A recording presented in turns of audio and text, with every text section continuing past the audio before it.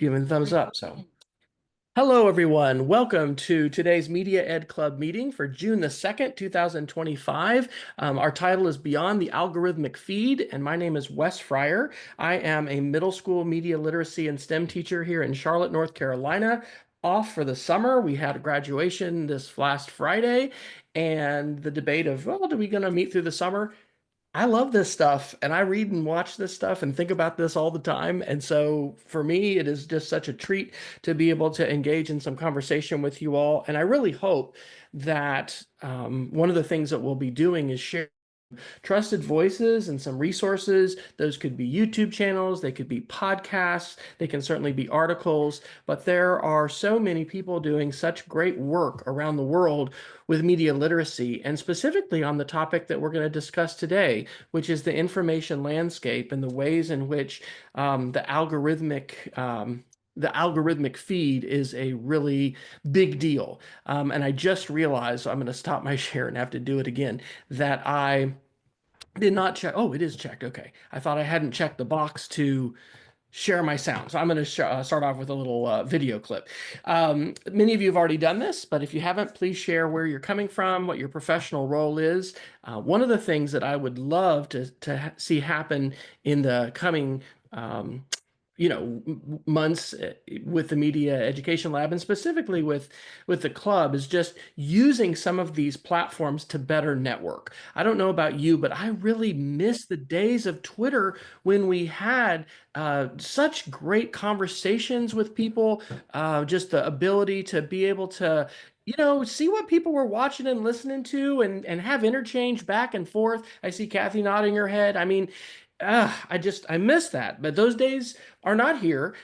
We do have a lot of exciting things happening, and hopefully some of the conversations today will energize and inspire you to engage in those. And I think this is an ideal group to do that. So today I'll share a couple announcements. I want to give you kind of a few just sort of talking points, I guess, or takeaways that I had not only from the main podcast that was from Mike McHugh, and just a fantastic podcast and video series that he has, but then also some of the other sort of optional recommended resources that we had on the website.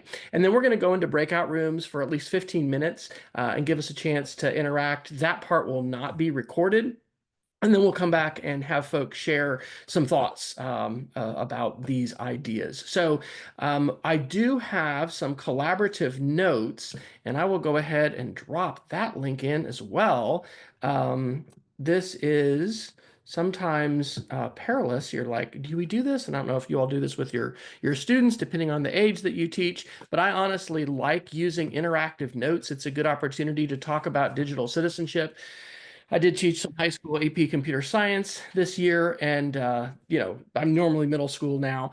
But anyway, I'm going to go ahead while we're here in the call and make everybody an editor. And so if you would like to go ahead and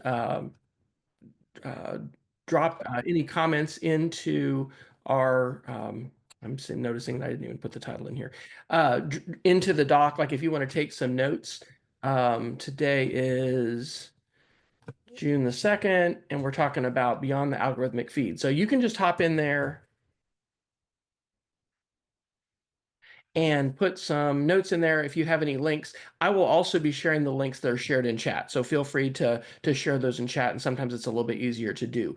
In terms of announcements, there's some stuff going on with the Media Lab later today. The next 100 days is going to be coming up for Together We Rise, which is a series that started after our new president took office in January, and is really a great collaboration and opportunity to network and build community together.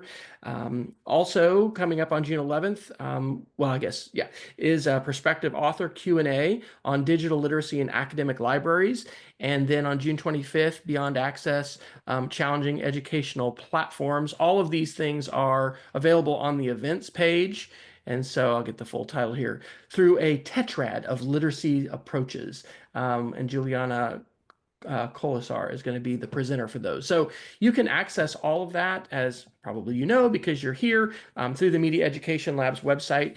There is a Summer Institute in Digital Literacy that is taking place both online and in person in Providence, Rhode Island, and online both in June and July. And you can go to digiuri.com to sign up for that. And then next month, and I'm totally would love any suggestions that you have for future episodes or future webinars that we do. I want to do one on digital privacy. One of the things I really wrestle with as a teacher is how to help my kids care about privacy. And I think this is a huge issue societally, not just for education. And so we're going to wrestle with that, and I will get that posted here later this week. So again, there'll be some quote unquote required or highly recommended, media to check out if you can in advance, and then some other things around the idea of digital privacy, why it matters, and specifically how, as educators, we can help our students understand digital privacy, but then the steps that can be taken on an individual level,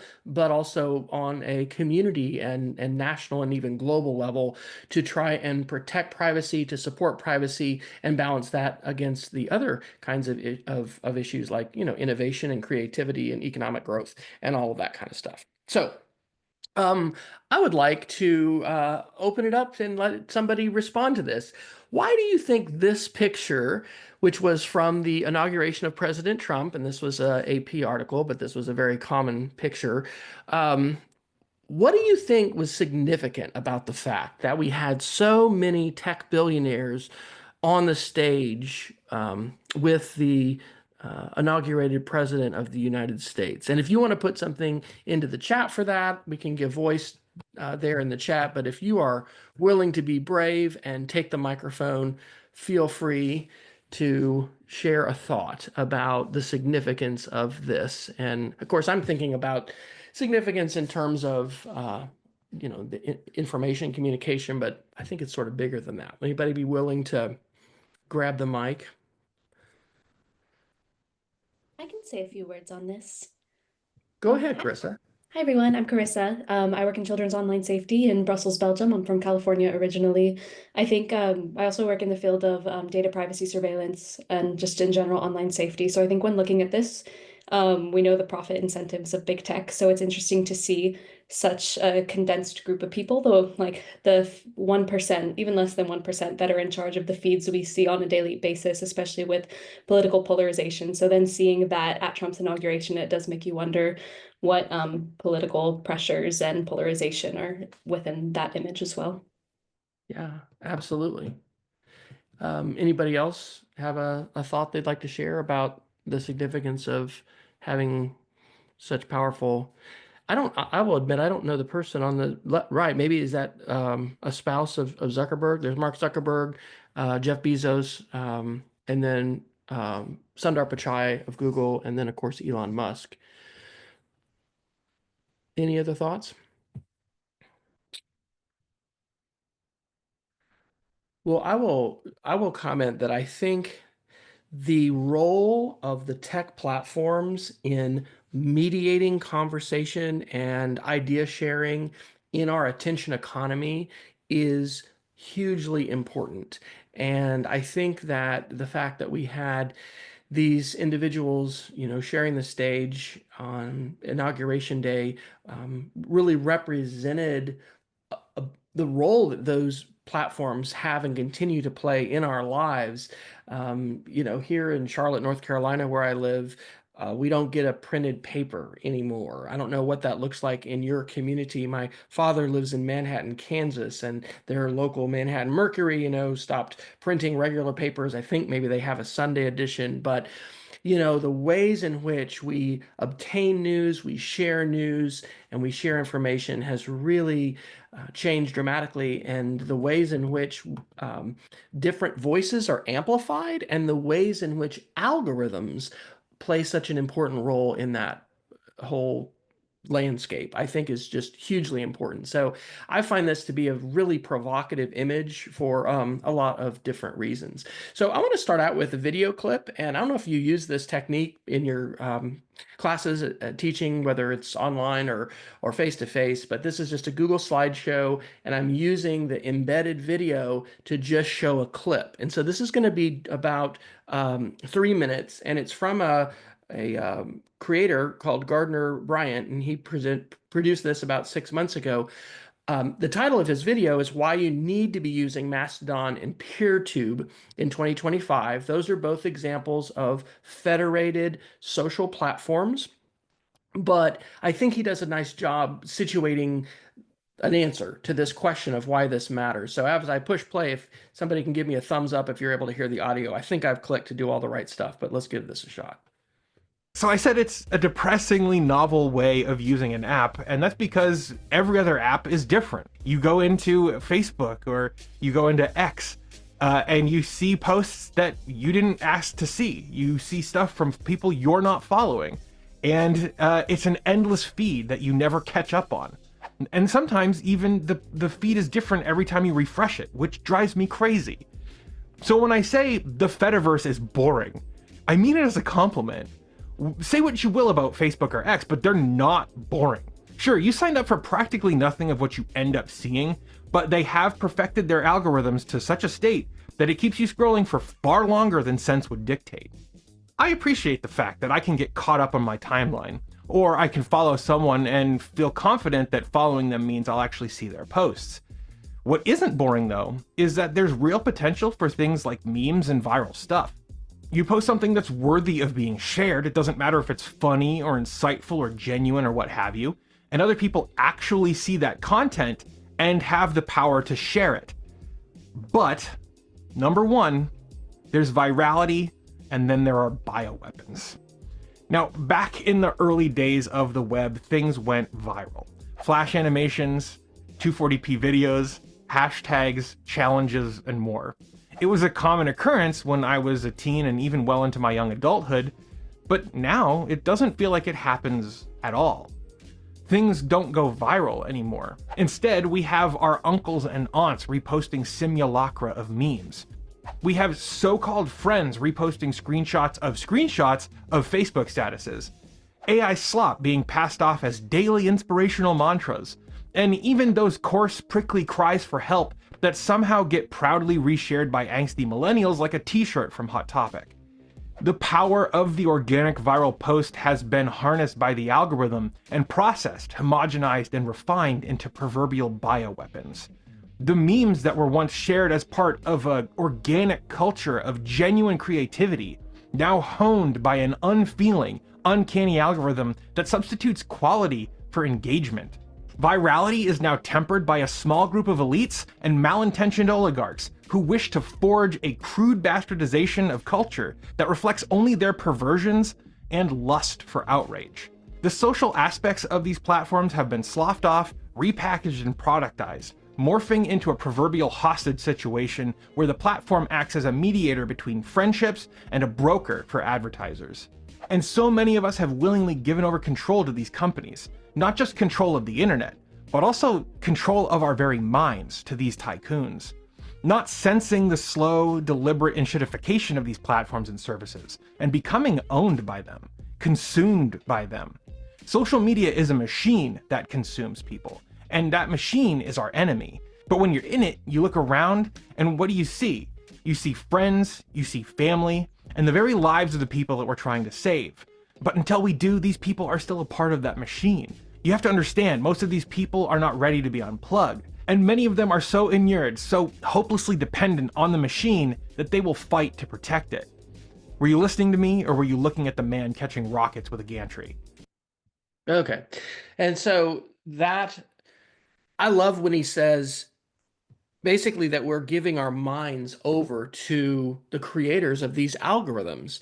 Attention is such an interesting thing. And I read years ago an article that was, saying that we live in it's called the attention economy in the net, I think. And we don't live in the information age in the information economy, because the author was saying economies are defined by what is scarce rather than what's plentiful. And it's interesting, my spouse and I will sometimes, see the same thing, and the algorithm knows when I am proximate to people. And so this whole idea of sort of a cultural literacy, and did you know this, see this news article, and did you hear this? And what he says too about this environment's filled with friends and family and people that we know.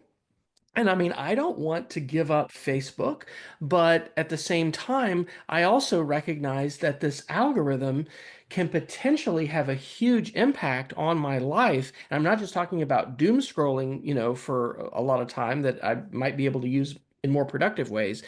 But I'm also talking about the ways in which it, shapes emotion. It influences the ways that I view the world. It's just really, really a big deal. It's massive. It is such a huge deal. So I took a couple screenshots just before getting online of what I have several screens under social on my smartphone, and this is what my social apps look like today. And so, what are you using? I am definitely an oversharer. And the first book I wrote, Playing with Media, I think we need to play with these tools and play with media, especially if we want to, help students learn about them and just be conversant in these different kinds of technologies. But it is a bit ridiculous. I found this bottom left app called Croissant. It allows me to cross post to the middle three there. Ice Cubes is a Mastodon app that posts to my Mastodon instance. Threads is, of course, owned by Meta or Facebook, and that is their microblogging platform. And then Blue Sky is now federated along with Mastodon, but it is a very polluted environment. It is a fractured environment. It is, in many cases, a frustrating environment when it comes to social sharing.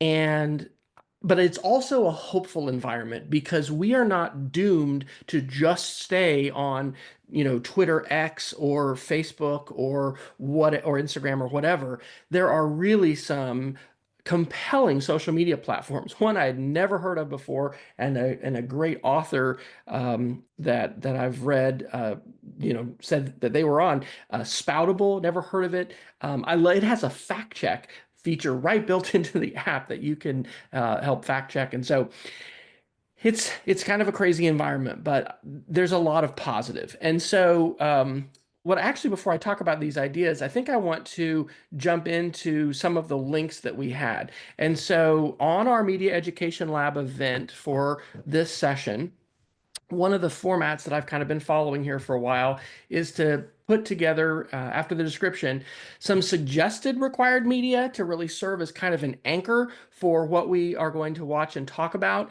and then some optional things. By a show of hands, has anybody, and I only see a few, feel free to share a camera if you want, but there's a lot of reasons people don't necessarily want to do that. That's fine. Have you watched the video, The Fediverse by Common Craft? Has people watched that before? I'm seeing some heads shake. Okay, I'm going to go ahead and play that. It's 3.5 minutes.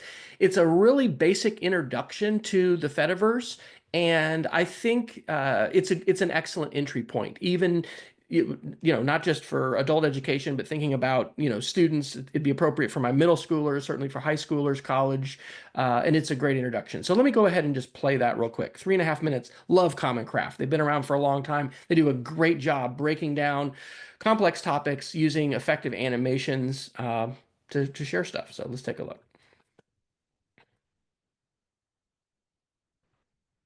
These days, social media can feel painful. We use separate platforms for sharing videos, photos, and posts. They're owned by different companies and don't really work together. Posts from one platform can't appear on another. So we end up with 3 logins, 3 audiences, and 3 streams to follow. If we leave a platform, everything disappears. If we move to a new platform, we have to start over. Social media is now centralized. The big players compete and lock us in so they can sell ads and data. An idea called the Fediverse, which stands for Federated Universe, is changing this scenario. To start, let's talk about the idea of federation. The United States, for example, is a federation. Each state has an independent government, leader, flag, cultures, and traditions, but they are also connected by a shared set of rules and governance. For example, all U.S. citizens can use the same currency and easily travel across state lines. In this federation, each state is independent but connected to the whole. This combination of independence and connection is at the heart of the Fediverse, too. Here's what I mean. Instead of being centralized, The Fediverse is made of platforms and apps that operate more independently. Let's consider Fediverse platforms for sharing videos, photos, and bookmarks. They use open source software and are managed by teams of passionate people. It's up to each platform to find a niche, set policies, and manage users. They are independent but connected. In the background, a protocol works like a translator between platforms of the Fediverse. This protocol is free to use and is called ActivityPub. When a platform adopts it, that platform becomes part of the Fediverse and can connect with other platforms. Now, let's look at how people use the Fediverse. With an account on a Fediverse platform, you can follow others, share content, earn followers, and more. When you follow an account, their posts appear in a stream along with everyone you follow. But that's not all. Because the Fediverse is connected, you can follow accounts from other platforms and see their content in the same stream. You can also follow hashtags, blogs, and discussions from anywhere in the Fediverse. When you publish content, it's available to your followers, anyone on your platform, and people who follow you from other platforms. Further, your identity and followers are portable. If you move to a different platform, they go with you. When each participant owns their identity and followers, the Fediverse becomes an ecosystem that's flexible and always evolving. If an existing platform joins the Fediverse, it works the same way. Posts can flow to and from other platforms in the Fediverse. This means Fediverse users can follow accounts on large platforms without joining them, and vice versa. The Fediverse is just getting started and could represent the future of social media. For now, consider it a new way to participate in communities on the web. All right, fantastic. So I think that's a really great summary of the Fediverse. A couple of the phrases that are mentioned were activity pub, and then in the podcast that I linked, the AT protocol. And I like that definition that it's sort of like a translator so that you have different applications and platforms. For instance, if you think about, using Facebook or Twitter, if we were to have a comment there on a video, that could appear multiple places. It could have these. We don't have interoperability right now between, let's say, YouTube and Twitter X or Facebook, but we do between PeerTube, which is like the federated YouTube, and tools like Mastodon. Now, when Blue Sky was created, it was spun out of Twitter before it was sold to Elon and company. And currently, it does not have any advertising. It's really my favorite of the microblogging platforms today. And it now connects to the Fediverse. You have an option to connect to the Fediverse. And so let me just open up my Blue Sky app and just jump around here a little bit and talk a little bit about what's here. So one of the things that is a point made in one of the second videos, and some people will say this, is that these are not, the Fediverse apps are not social networks in the same sense of being centrally controlled and algorithmically defined. So if we were to go, it's always dangerous, right? Let's go to one of my lists. This is one of my lists on Twitter. So let's go to my media literacy list. And I don't use Twitter or X hardly at all. But there's 298 folks that I've subscribed to within this media literacy list. And so I can see a chronological feed of what those folks shared, if they've shared something. But here's the crazy thing. As it was describing in that first video, if I go to notifications here, I see a bunch of junk. Like, I'm not even subscribed to Elon, but I'm going to see stuff that he's done and that he's amplified. Now, hey, there's something that Renee Hobbs said. Oh, look at this. Renee said, learn more about the Fediverse. Cool. But I'm also getting all this other stuff that's being algorithmically fed to me. And so there is some algorithm. You can adjust, I think, your feed here in Blue Sky. But I have lists in Blue Sky. Here's my media list here. And so I've got different people, and and posts. And so this is the experience in Blue Sky. It's very similar to the feel of a microblogging platform like Twitter.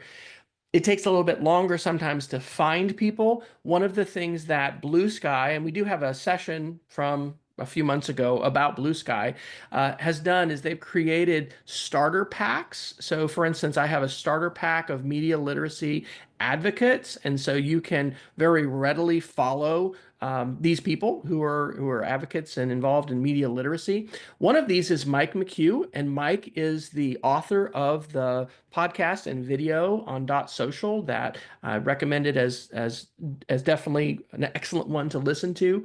And he is just he is the founder of Flipboard. If you're familiar with Flipboard, Flipboard was one of the first amazing news apps that I just fell in love with on the iPad when the iPad came out. And you're going to see all kinds of stuff in here, fortunately or unfortunately. But I mean, I subscribe to things within Flipboard, and it is a visual way here on the web or on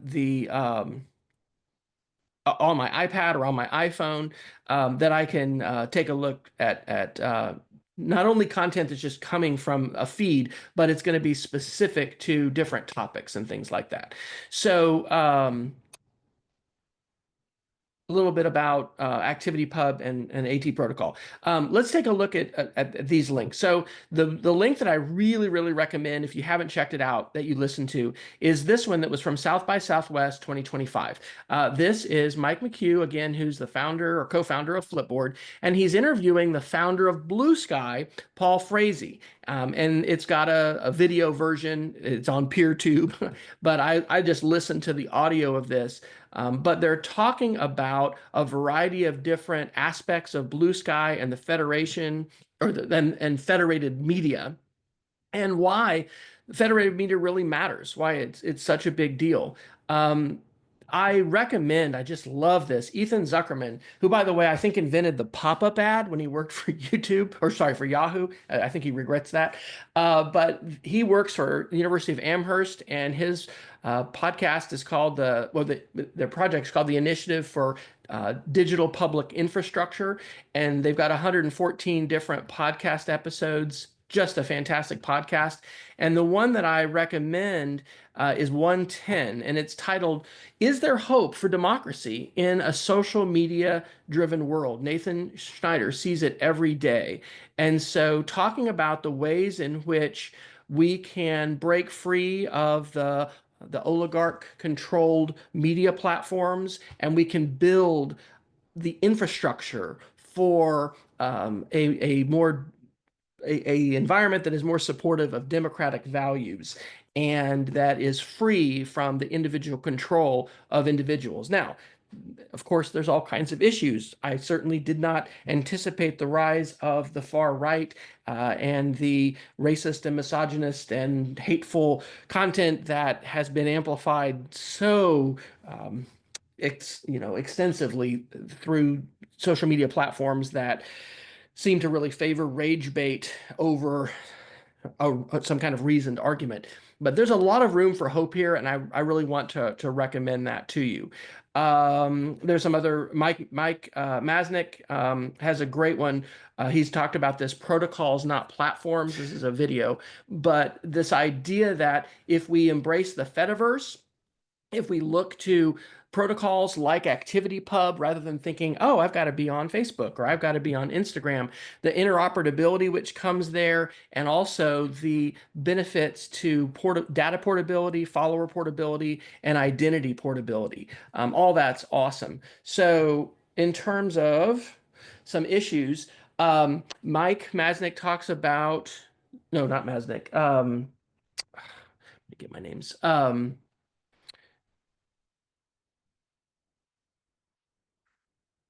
Sorry.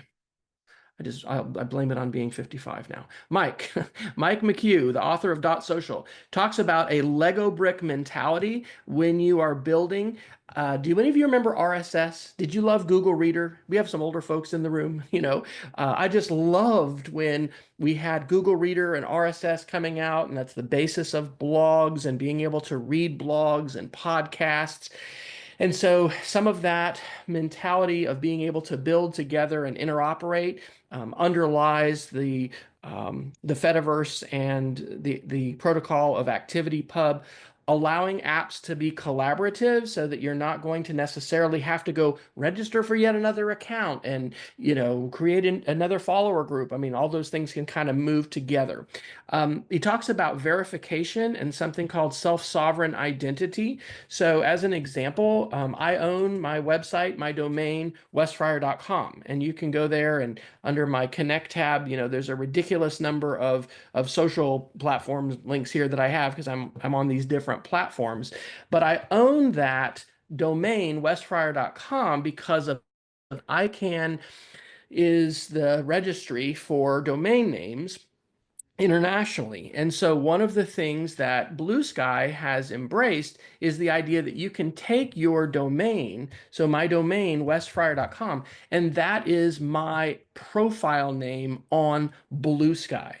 Now, this looks different on Mastodon. On Mastodon, you have to choose what your instance is going to be, and I have chosen mastodon.cloud, and I am at W Fryer there, and it's a little bit different. I have verified my account by using some codes, and this is a fairly geeky thing, but I have, these websites are verified on Mastodon that I actually own them. But this whole idea of identity and how do you verify yourself, and you have to pay somebody, and I actually am paying, unfortunately, Meta for Facebook verification at this point because I lost my account for over a month. They found a post I had done about 10 years ago and said this violated community standards. Your account is suspended. What? And it's only because I have a friend who knows someone who works there that I got my account restored.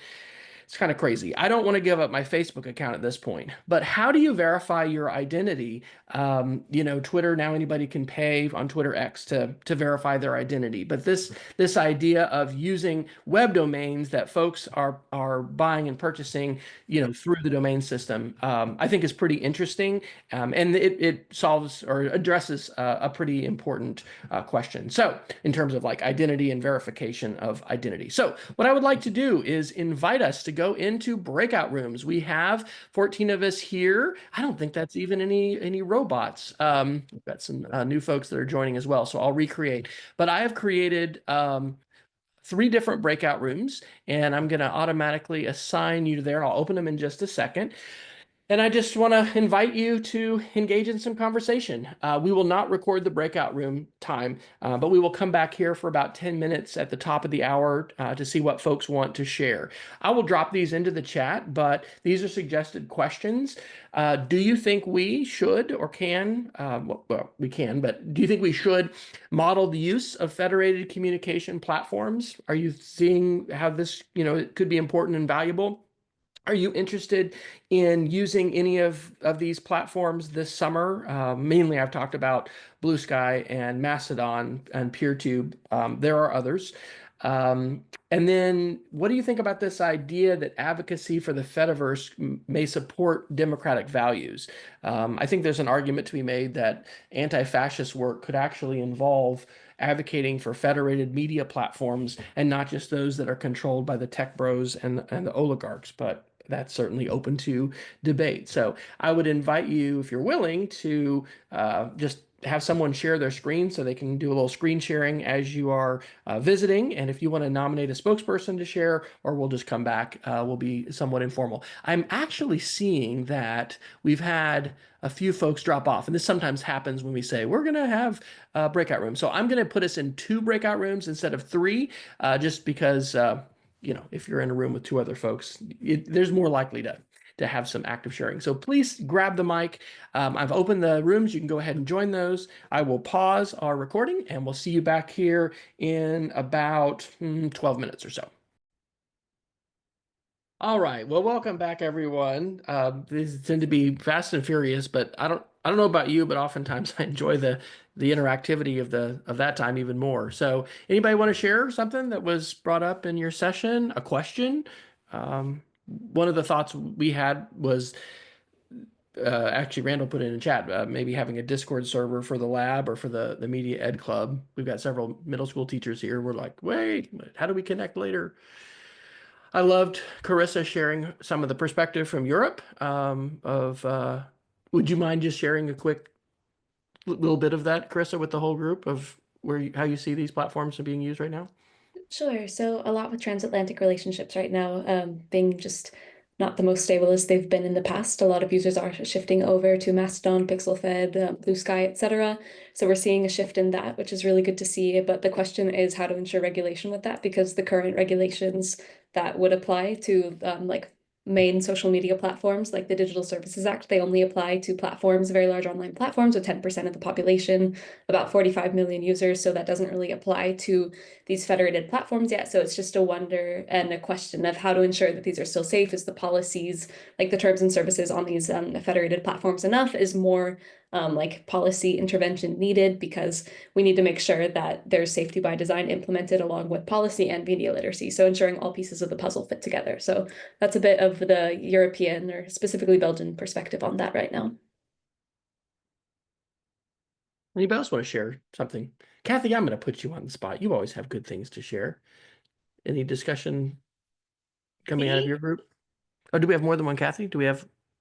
No, we No, do. I don't You're think just so. one. But Okay. unfortunately, I had to step out, and so I Oh, missed most of the conversation. But Katie and Kurt were having a go at discussions. So I'm going to ask Katie to be the summary. But thanks anyway. there you go. Thank you for passing the baton.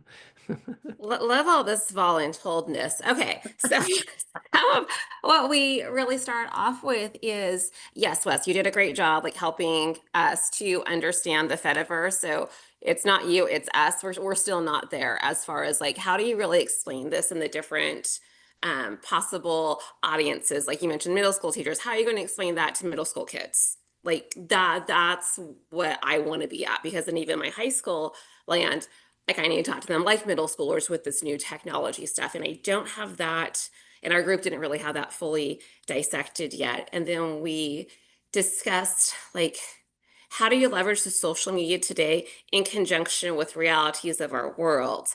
Like how you would train people onboarding them back in the day when Twitter was awesome is very different than how we onboard people now. There's all these extra securities and things we need to be mindful of. Like there was that time where we kind of shamed lurkers. Now it's like, oh, you do you. You totally lurk, like whatever, but like get your account so you have your darn handle right now. Like Kurt, if you want to add in something. Sure. I acknowledged that I think the federated platforms they're a little bit too new for me personally to be able to turn around and talk confidently about their benefits or features or drawbacks with others. So I think that's just kind of where I'm at. I think I need to dip my toes more in. I shared that, I'm still a reluctant Twitter user. And I've been experimenting with the idea of starting a Blue Sky account and getting into that. And I don't know what has been the barrier for me. I think just kind of habit. I think a lot of these things run on habit for people. But I would love to hear if folks have thoughts about, what is the main lesson or what is the main kind of learning objective you would have if you were going to run a workshop or a training or a media literacy session on these topics. This is a question of, kind of pulling back the curtain and explaining how these things work and why they're different from other kinds of more top-down corporate platforms. Is it a question of how to get the most benefit out of it as a user, as a listener? Is it how to get the most benefit out of it as a broadcaster or a message giver? So just kind of curious, and if folks want to go in another direction, that's fine as well. But those are just some of my curiosities. That's Thanks. great. I think a big part, I was trying to type this in, is raising awareness about how the algorithms are so powerful in shaping the feed.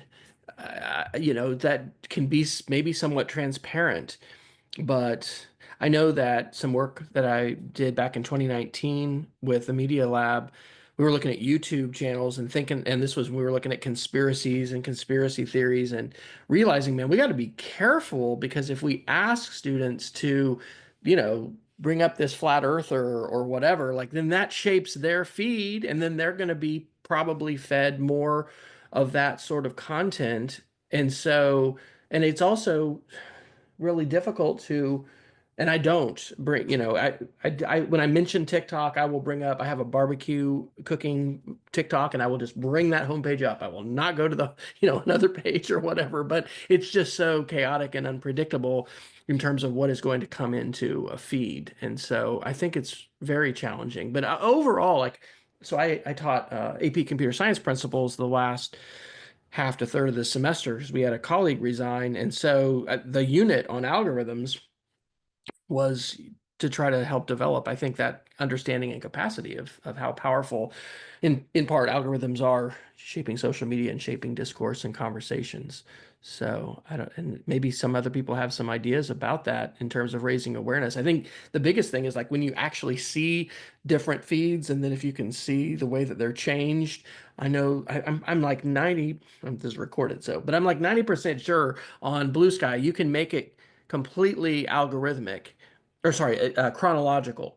There is some algorithmic features that come in there, but like with Mastodon, my understanding is there is no algorithm there. It is strictly chronological. So you are seeing whatever somebody just posted that you followed. So, and Carissa, I'll give voice to her comment. She's got to drop off and we're going to have to wrap up. But she says there's a matter of empowerment that comes from federated platforms that's interesting to students, because thinking about usual social media profit incentives that lead to manipulation, attention economy, they're not there for the federation. So, hey, and then Philip is saying, yeah, he's setting it from most recent to most never to most relevant. I don't like that either. It defaults to most relevant, right? And then the algorithm is what you're, defining what you're going to see. So, okay, well, it is the top of the hour, and I want to thank everybody for coming. I don't know if you all are still, if you're teaching and what you're up to, but we're in different places and doing different things. And yay for the Media Education Lab as a great place for us to come together and be able to share ideas. So on that note, yeah, and Katie says, who decides relevancy? It's the coders, right? So the people or those who are directing the coders, because values, like the idea, and this, I think it's the second podcast, that's the Ethan Zuckerman one.